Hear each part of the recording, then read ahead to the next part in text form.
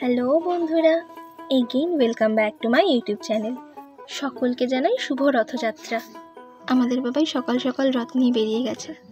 বিকেলে পাড়া থেকে তো বড় রথ যায়, তখন পুরো রাস্তা জুড়ে খুব লোকজন থাকে, তখন আরও সুযোগ পাবে না রথ চালানোর।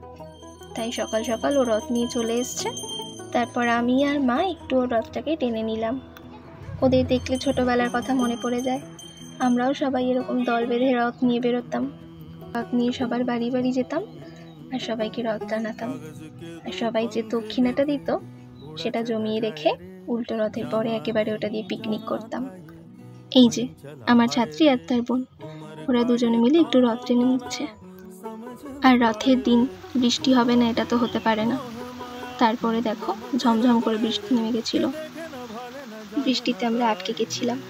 তারপর বৃষ্টিটা খানিকক্ষণ থামার পর আমরা বাড়ি চলে এসেছি।